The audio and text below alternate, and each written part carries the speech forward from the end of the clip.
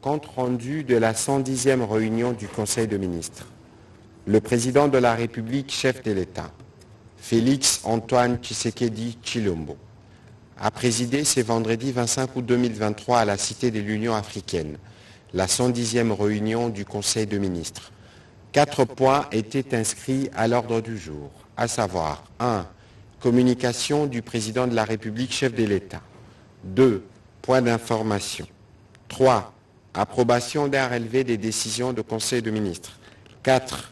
Examen et adoption de textes. La communication du président de la République a porté sur 4 points principaux, à savoir du conclave du génie scientifique congolais. Le président de la République est revenu sur la première édition du conclave du génie scientifique congolais en l'honneur de nos chercheurs évoluant au pays comme à l'étranger, qu'il a inauguré le 19 août 2023. Il a indiqué que cet événement rappelle à l'État son devoir constitutionnel de garantir l'initiative privée et surtout de veiller à la protection et à la promotion de l'expertise nationale. C'est donc à juste titre que celles et ceux de nos compatriotes qui se sont distingués par leur inventivité devraient mériter l'attention du pouvoir public et la reconnaissance nationale pour leur engagement, souvent dans des conditions difficiles, pour l'amélioration des conditions de vie de leurs compatriotes. À cet effet, il a réitéré ses instructions données au gouvernement à travers le ministère de la Recherche scientifique et Innovation technologique de faire diligence pour que les ministères sectoriels concernés par les innovations et les inventions économiquement utilisables prennent sans tarder les dispositions idoines pour leur budgétisation dans la loi de finances 2024. Concrètement, il est question pour le gouvernement d'accompagner ses compatriotes, notamment par des appuis financiers et autres à même de booster leurs activités et de les intégrer le plus tôt possible dans l'économie nationale. Aussi, une attention particulière devrait-elle être accordée aux inventions et innovations non encore consommables, mais dont la mise au point scientifique est terminée. Par ailleurs, il a aussi demandé au gouvernement de veiller à ce que désormais les animateurs des institutions étatiques, à quelque niveau que ce soit, intègrent la dimension recherche scientifique, aussi bien dans le processus de définition de leur politique sectorielle que dans leur mise en œuvre.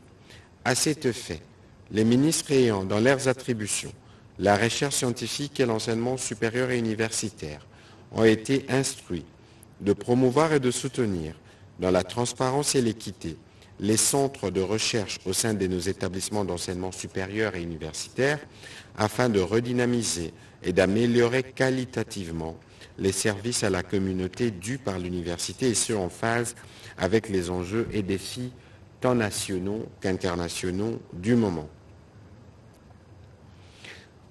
Le deuxième point de la communication du président de la République a porté sur l'exploitation de la filière du cobalt en République démocratique du Congo. Le président de la République a rappelé que notre pays figure parmi les pays disposant des plus grandes ressources en cobalt au monde. Ces minerais, essentiels à la transition énergétique verte et à de nombreuses industries, fait l'objet de convoitises, notamment des multinationales spécialisées dans la haute technologie, voire dans l'industrie automobile. À l'heure où le volume d'exploitation du cobalt croît exponentiellement et que la technologie se veut centrale dans nos sociétés, il est curieux de constater que notre pays, malgré ses potentialités, ne tire que très peu de profit de son exploitation brute du métal, contrairement aux multinationales, qui enregistrent de chiffres records grâce notamment à la vente d'artefacts composés entre autres de ces minéraux stratégiques. Dans le même temps, la valeur de ces multinationales a fortement augmenté et leur capitalisation dépasse de loin le produit intérieur brut de notre pays. Cette situation, déplorée par le président de la République, est notamment due au manquement en ce qui concerne l'approvisionnement, la fixation de prix et l'exportation du cobalt. Le président de la République a aussi noté le paradoxe qui s'observe actuellement dans les marchés du cobalt avec le coût de la tonne qui baisse alors que la demande mondiale augmente. Tout en accélérant la mise en œuvre de sa stratégie de transformation locale de ces minerais, il a encouragé le gouvernement à mettre en place des mesures urgentes qui permettront de mieux encadrer la commercialisation du cobalt et d'accroître les recettes issues de son exportation. Par conséquent, il a demandé au ministre des Finances et à la ministre des Mines de finaliser tous les projets d'arrêtés interministériels initiés par les ministères des Finances sous la coordination du ministre dans le but de permettre un meilleur encadrement de l'exportation du cobalt en ayant en ligne de mire l'accroissement des recettes issues de son exploitation. Le troisième point de la communication du président de la République a porté sur l'amélioration de la qualité de la gouvernance dans les entreprises du portefeuille de l'État. Le président de la République a rappelé les termes de sa communication faite à l'intention du mandataire public au cours de la 77e réunion du Conseil des ministres pour insister sur l'impérieuse nécessité pour eux d'avoir constamment, dans l'exercice de leurs fonctions, une conduite managériale qui repose sur la bonne gouvernance pour garantir de meilleurs résultats. Il a évoqué notamment l'amélioration de la qualité des prestations et des services rendus aux usagers par la réalisation de leur objet social, le respect des obligations sociales envers les travailleurs, la transformation réelle du potentiel d'exploitation et de production des actifs de tout genre, atteinte des seuils de rentabilité afin d'avoir des marges de trésorerie positives pour accroître les actifs et les capacités contributives de leurs entités respectives au budget de l'État. Le président de la République a souligné que les mauvaises pratiques et anomalies de gestion diverses des finances et d'autres structures de contrôle ont été entretenues par une inaction des commissaires aux comptes qui pourtant ont d'audit légal de certifier les comptes annuels après avoir vérifié la sincérité sur la base des normes de bonne gouvernance en vigueur.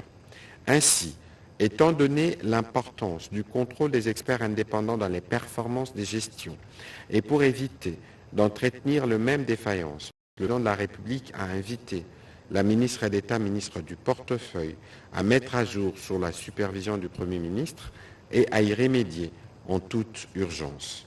En même temps, le ministre des Finances a été chargé de prendre les dispositions nécessaires pour accompagner l'Ordre national des experts comptables de conditions des prestations de ses membres en vue de garantir une meilleure contribution de la profession d'expert comptable à la promotion.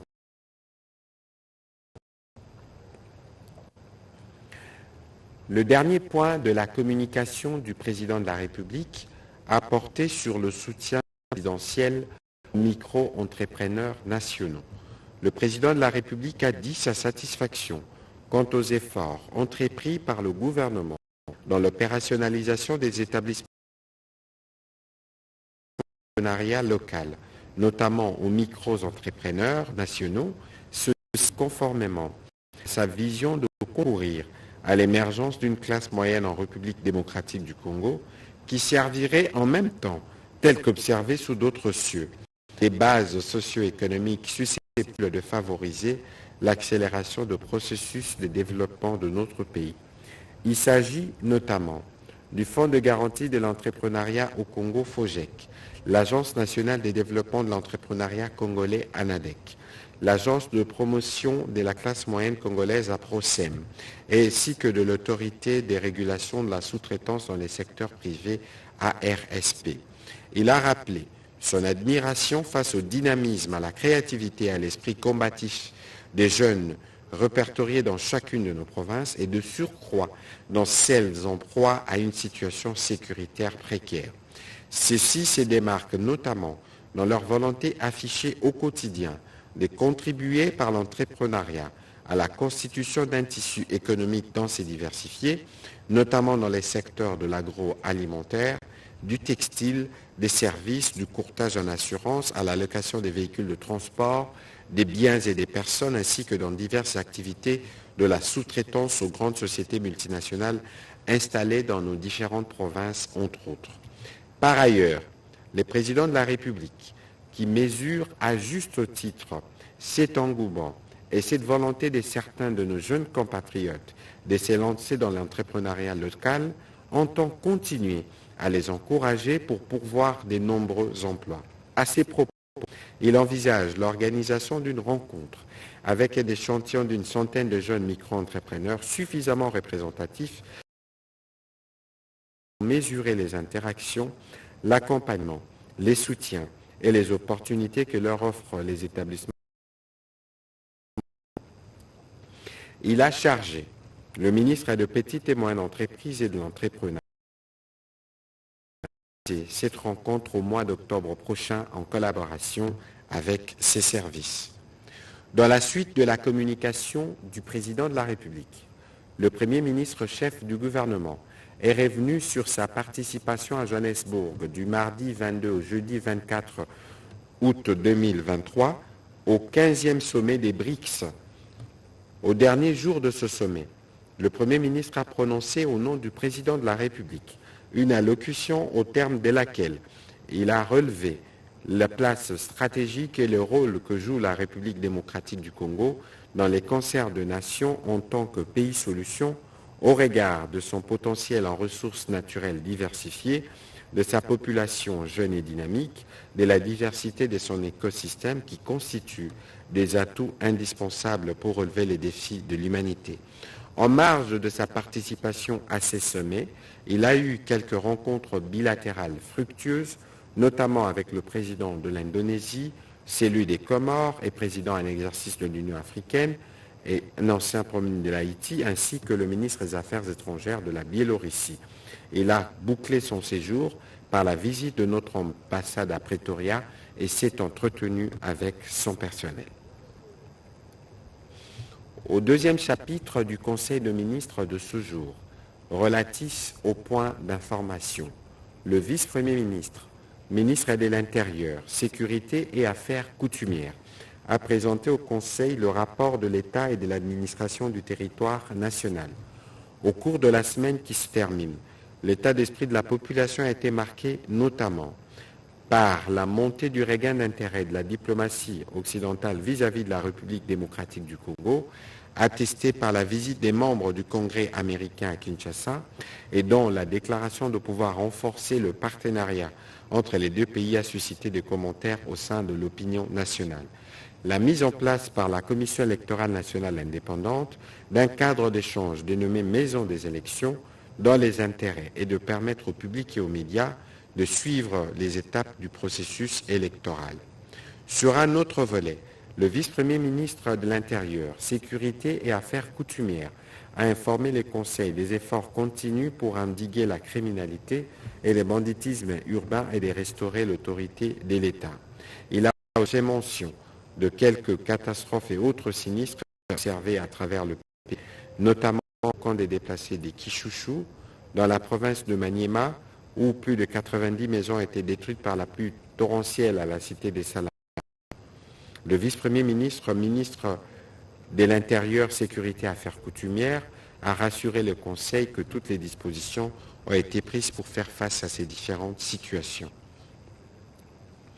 Abordant dans le même chapitre, le vice-premier ministre, ministre de la Défense nationale et ancien combattant, a quant à lui fait le point de l'évolution de la situation sécuritaire dans l'est du pays où nos forces sont engagées en opération. Il a passé en revue la situation opérationnelle sur terrain ainsi que quelques faits saillants en adéquation avec la nature des menaces selon les provinces et les parties du pays en proie à la sécurité ou à l'agression. Il est revenu aussi sur la situation dans le de la ville-province de Kinshasa en rapport avec les assaillants des Mobondo et des actions isolées qui mènent pour s'aimer l'insécurité dans cette partie de la ville. Assainissement du climat des affaires et encadrement de la production et de l'exportation dans les secteurs du café et du cacao. Le vice-premier ministre, ministre de l'économie nationale, a fait part au Conseil des plaintes reçues des exportateurs locaux du café cacao qui dénoncent les perceptions illégales et autres tracasseries fiscales et administratives qui s'opèrent à l'exportation de leurs produits. rappelant la recommandation du président de la République faite au cours de la 58e réunion du Conseil de ministres relative à la nécessité du renforcement du climat des affaires dans les secteurs du café-cacao et autres produits agricoles, le vice-premier ministre de l'économie nationale a rappelé qu'il est inadmissible que les efforts louables de production soient négativement affectés par une série de prélèvements parafiscaux et d'exigences administratives tout aussi illégaux qu'opportuns. En effet, ces tracasseries généralisées entraînent l'augmentation de la fraude et de la contrebande et portent préjudice non seulement aux producteurs mais aussi à l'État qui perd d'importantes recettes au profit des pays frontaliers qui comptabilisent la production congolaise au titre de leurs exportations. En vue de régler ces difficultés, une série de mesures a été préconisée et le Conseil a pris acte d'information. Recommandation du gouvernement pour la relance du projet chemin de fer Kinshasa-Matadi et l'état des lieux du dossier Onatra SA et Arise. Faisant suite à la communication du président de la République, faite au cours de la 107e réunion du Conseil de ministres, la ministre d'État, ministre du portefeuille, a fait les rapports d'examen du dossier Onatra SA et Arise relatifs au partenariat public-privé pour la réalisation du chemin de fer Kinshasa-Matadi. Les discussions continuent entre les différentes parties prenantes suivant les MOU qui a été conclu pour la finalisation de ce projet qui permettra d'atteindre les objectifs assignés. La ministre d'État, ministre du portefeuille, a été complétée par le ministre des Transports, voie des communications et des désenclavements. Il a rassuré que le gouvernement prône la reconstruction d'un système ferroviaire capable de répondre aux exigences de capacité, de régularité, de rapidité et de sécurité. Ces performances visent l'attractivité du chemin de fer dans les secteurs les plus porteurs des valeurs ajoutées. Le ministre des Transports, voie des communications et des enclavements, a conclu son intervention en soulignant qu'il est question pour le gouvernement de faire du sous-secteur ferroviaire un élément fondamental de l'intégration de transport de masse au niveau urbain, national et régional, et ce, en articulation et en complémentarité avec le réseau routier aérien lacustre et maritime. Le Conseil a pris acte de ce rapport. 5e point dans ce chapitre de points d'information. Défi d'exécution de programmes financés par les bailleurs. Le ministre des Finances a informé les conseils que les portefeuilles de projets financés par la Banque mondiale s'est considérablement accru depuis l'avènement aux responsabilités du président de la République, ce qui illustre à la fois le progrès accompli et les défis rencontrés dans la mise en œuvre des différents projets. Il a indiqué que les portefeuilles de projets financés par la Banque mondiale, qui s'élevait à 2,5 milliards de dollars pour l'année fiscale 2018, est aujourd'hui de 8,5 milliards avec 5 milliards de dollars non encore décaissés. L'un des défis consiste, d'après le ministre des Finances, à s'assurer que l'orientation stratégique de projets, depuis leur identification jusqu'à leur exécution, répondent avec la plus grande pertinence aux priorités structurelles du pays en cohérence avec les autres dépenses effectuées sur ressources propres. L'autre défi concerne la maîtrise des modalités de mise en œuvre de projets financés par les ministères sectoriels à travers les unités de coordination de projets. Il est crucial d'assurer une bonne répartition et une maîtrise des rôles entre les instances politiques et les unités de coordination de projets. Il s'agit d'éviter le double risque d'ingérence politique inappropriée d'une part et d'abandon des unités à elles-mêmes d'autre part. Le ministre des Finances a aussi épinglé les différents points de blocage, les mauvaises pratiques pour permettre d'accélérer la mise en œuvre des différents projets et en maximiser l'impact. Esquisser pistes de solutions qui passent notamment par le renforcement du dispositif de suivi, la clarification des rôles et responsabilités des parties prenantes, la réallocation des ressources vers les secteurs porteurs plus performants avec un impact visible sur les populations. Il a préconisé la tenue le 25 septembre prochain d'une réunion des concertations regroupant tous les ministères concernés et les bailleurs en vue de tirer les leçons de l'expérience et de permettre l'amélioration des différents portefeuilles et la délivrance de projets. Dans les mêmes ordres, il a annoncé une revue de la collaboration avec la Banque mondiale à ces propos. Les 2 et 3 octobre prochains, le Conseil a pris acte de cette note d'information. Défis liés aux opérations d'import-export et mesures à mettre en œuvre.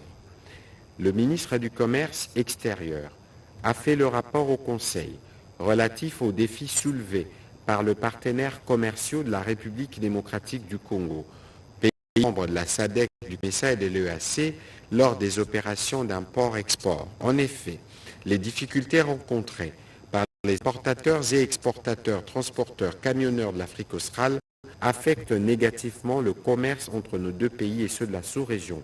Il a identifié les principaux défis, notamment le non-fonctionnement de frontières 24 heures sur 24, la congestion et le retard dans les processus de dédouanement, la multiplicité des points, les délais lents dans les traitements des documents commerciaux avant l'autorisation des départs à préchargement et d'autres qui sont de plusieurs ordres.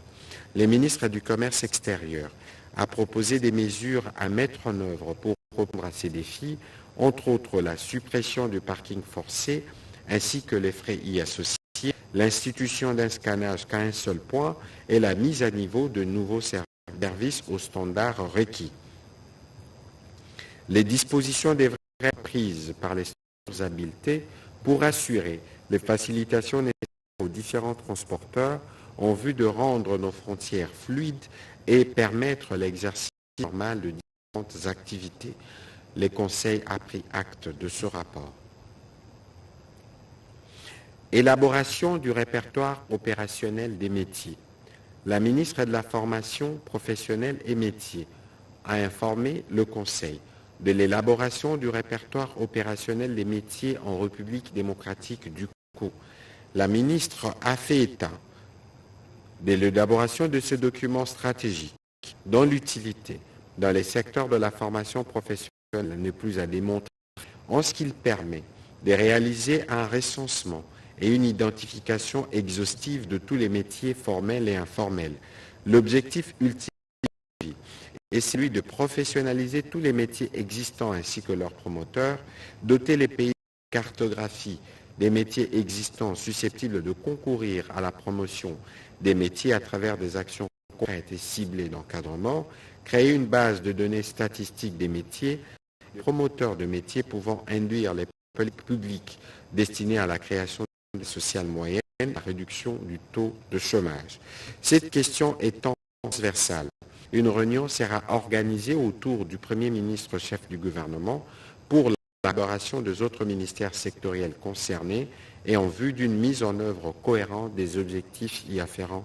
Le Conseil a pris acte de ce rapport. Au chapitre 3 du Conseil des ministres de ce jour, relatif à l'approbation d'un relevé des décisions du Conseil des ministres. Le Conseil des ministres a adopté le relevé des décisions prises lors de sa 109e réunion tenue le vendredi 18 août 2023 à la Cité de l'Union africaine. Dernier chapitre du Conseil des ministres de ce jour, relatif à l'examen et à l'adoption de textes. 1. Cadre budgétaire à moyen terme 2024-2026. Le ministre d'État, ministre du Budget, a soumis au Conseil le cadre budgétaire à moyen terme 2024-2026, dont le grand ligne présente de la manière suivante. En matière de recettes, les actions visent à augmenter les niveaux de recettes publiques, les réformes pour l'élargissement de l'assiette fiscale, la poursuite des réformes fiscales et douanières, la poursuite du processus de digitalisation des impôts et des taxes, les recours aux emprunts sur les marchés financiers domestiques et internationaux. En matière des dépenses, la politique budgétaire devra demeurer expansionniste tout en ayant à des niveaux de déficit acceptables pour ne pas obérer la viabilité budgétaire. Les dépenses publiques sont principalement axées sur la poursuite du relèvement du défi du développement avec en priorité, notamment le renforcement de leur capacité dans la gestion des finances publiques, l'amélioration qualitative et quantitative des dépenses sécuritaires dans le cadre de la mise en œuvre de la loi de programmation militaire, la poursuite du PDL 140 territoires, la diversification de l'économie nationale. Le ministre d'État, ministre du Budget, a indiqué que la programmation budgétaire de situe à 133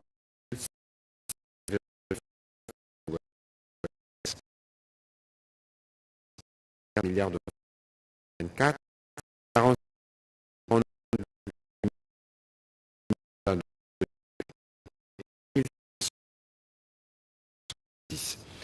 Les dépenses du pouvoir central s'est situé à 114 milliards 191 milliards de francs congolais sur la période, soit 38 000 milliards de francs congolais l'an en moyenne. Celles de province et des États situées respectivement à 10 611,8 milliards de francs congolais et à 721,7 milliards de francs congolais. La mise en œuvre de la politique fiscale et douanière préconisée sur la période permettrait un accroissement annuel des recettes fiscales et non fiscales de 14,5% et situerait la pression fiscale à 14,2% en moyenne. Cette politique fiscale et douanière assisterait notamment à amorcer tout en élargissant le nombre d'impôts directs. Outre les financement des politiques publiques préconisées dans la période 2024-2026, bénéficiaires attendus de partenaires au développement, estimés à 6 380 milliards de francs congolais. En ce qui concerne les recettes du budget annexes et spéciaux, le ministre d'État, ministre du Budget, a souligné qu'elles se situeraient respectivement en moyenne à 604,4 milliards de francs congolais et à 1881 milliards de francs congolais sur la période 2024-2026. La programmation budgétaire de 2024 à 2026 dégage un solde global négatif de 12 510 milliards de francs congolais, soit 2,1% du PIB imputable au Banque central. Les mécanismes de son financement ont été identifiés après débat et délibération. Ce texte a été adopté. Examen et adoption de 3 projets de texte. Projet de loi des finances pour l'exercice 2024. Le ministre d'État, ministre du Budget, a présenté au Conseil le projet de loi des finances pour l'exercice 2024. Pour ce qui est des indicateurs macroéconomiques qui le sous-tendent, il a souligné que malgré les récentes turbulences sur le marché des biens et services sur le marché de change, ce projet de loi des finances a été élaboré dans l'hypothèse d'une croissance soutenue de 6,4%, d'une inflation de 10,9% en moyenne annuelle à la suite de mesures prises par le gouvernement pour stabiliser le cadre macroéconomique. Il contient un budget présenté en équilibre en recettes et en dépenses à hauteur de 40 464 milliards de francs congolais, soit un accroissement de 24,7% par rapport au budget de l'exercice 2023 chiffré à 32 457 milliards de francs congolais. En vue de la stabilisation accrue de recettes, la politique fiscale préconisée pour l'exercice 2024 est essentiellement orientée vers l'élargissement de l'assiette fiscale, la fiscalisation du secteur informel, la promotion du civisme fiscal, la lutte contre la corruption et l'écoulage de recettes, ainsi que la poursuite des réformes fiscales et douanières amorcées ces dernières années dans le but de lever la pression fiscale. S'agissant des dépenses, elles sont chiffrées à 40 464 milliards de francs congolais, en équilibre avec les recettes correspondant tant pour le budget général, les budgets annexes que pour le spéciaux. D'ailleurs, le ministre d'État, ministre du Budget, a brossé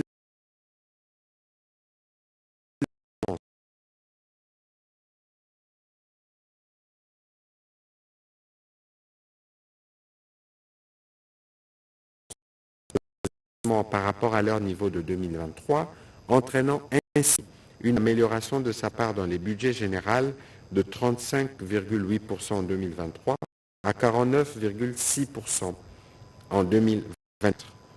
Le renforcement de part de crédit alloué au secteur de la défense et de la sécurité et l'inscription dans les budgets de l'exercice 2024 d'un compte d'affectation spéciale nommé Fonds de soutien et de développement de forces armées de la République démocratique du Congo.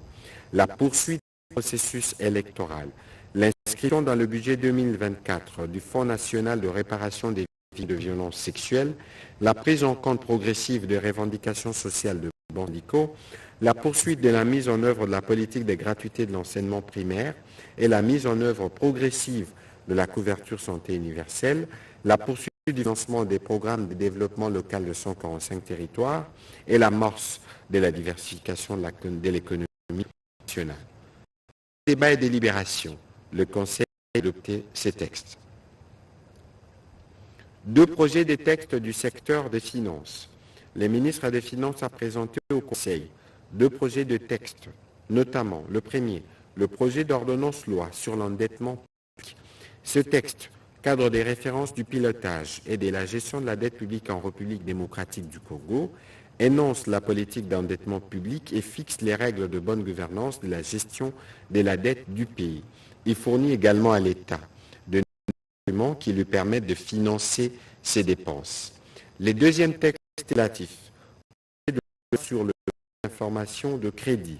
Il a pour mission de fixer les règles relatives à l'activité et au contrôle des bureaux d'information sur les crédits en République démocratique du Congo, conformément aux dispositions de l'article 122.8 de la Constitution en vigueur. En effet, ces textes a l'avantage de participer à la réduction de la symétrie d'information entre les prêteurs et l'emprunteur, laquelle à son tour permet de pallier au rationnement du crédit, au long délai de traitement des demandes de crédit, aux intérêts exorbitants, au surendettement asphyxiant, aux ratios de portefeuille à risque élevé. Pour les gouvernements, les systèmes d'information sur les risques de crédit revêtent un intérêt capital pour le bon fonctionnement du marché des crédits, car ces systèmes permettront à la Banque centrale du Congo de mieux évaluer les niveaux de risque de contrepartie pesant sur l'ensemble du système bancaire. Après débat et délibération, cet autre texte a été adopté. Commencé à 14h18, la réunion du Conseil de ministres a pris fin à 19h23. Je vous remercie.